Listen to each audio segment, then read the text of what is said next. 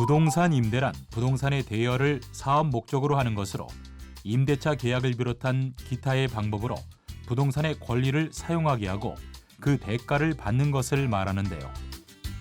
부동산 임대 사업자를 위한 절세 전략 베스트 3 지금 시작합니다.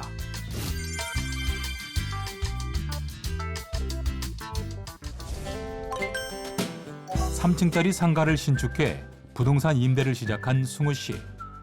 세무사 사무실에 기장을 맡기자니 수수료가 들고 추계로 신고하자니 기장하는 경우보다 세금을 더 많이 내야 한다고 하니 기장을 하는 경우와 추계로 신고하는 방법 중 어느 쪽이 더 유리할지 고민에 빠졌습니다.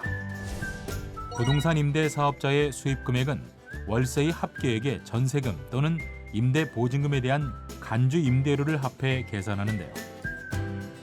월세는 기장에 의해 계산하든 추계로 계산하든 차이가 없지만 간주 임대료는 차이가 크게 발생하기 때문에 기장에 의해 소득 금액을 계산하면 기장을 하지 않은 경우에 비해 훨씬 세금이 절약됩니다. 따라서 부동산을 임대하는 경우 기장 신고를 하는 것을 추천합니다. 은퇴 후 퇴직금으로 소형 주택을 구입해 임대하는 계획을 세우고 있는 재호 씨. 그런데 지난해부터 총 수입 금액 2천만 원 이하 주택 임대 소득도 소득세가 과세된다는 소식을 접했는데요. 얼마나 어떻게 과세되는지 노후 계획에 차질이 생기지는 않을지 걱정이 많아졌습니다.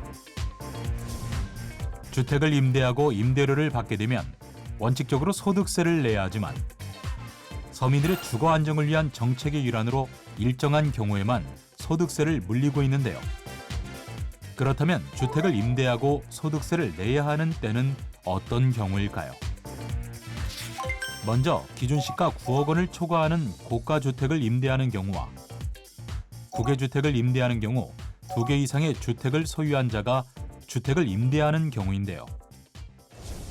따라서 주택 임대 소득은 고가 주택, 국외 주택, 2개 이상의 주택을 소유하는 경우에만 소득세가 과세됩니다. 아울러 주택 임대 소득은 월세와 전세금 등에 대한 간주 임대료의 연간 합계액을 총 수입 금액으로 해서 소득세를 과세하는데요. 다만 2주택 이상 소유한 월세액은 과세 대상에 해당하지만 전세 보증금은 비소형 3주택 이상 보유자 중 전세금 또는 보증금 합계가 3억 원을 초과하는 경우 과세 대상에 해당합니다. 여기서 소형주택은 간주 임대료 과세 대상 주택 수에서 제외되며 월세 임대 수입은 소형주택과 비소형주택을 모두 포함해 신고해야 합니다. 특히 연간 총 수입 금액이 2천만 원 이하인 주택 임대 소득에 대해서는 종합과세와 분리과세 중 납세자가 유리한 쪽으로 선택해 신고할 수 있는데요. 이때 분리과세를 선택해 신고할 경우에는 세무서와 시군구청에 주택 임대업을 모두 등록하면 필요 경비율과 기본공제 우대 혜택을 받을 수 있습니다. 임대소득을 목적으로 상가를 구입한 지훈 씨. 그런데 자신보다 아내 명의로 상가를 구입하는 것이 세금 절약에 유리하다는 얘기를 듣게 되었는데요. 정말 그런 걸까요?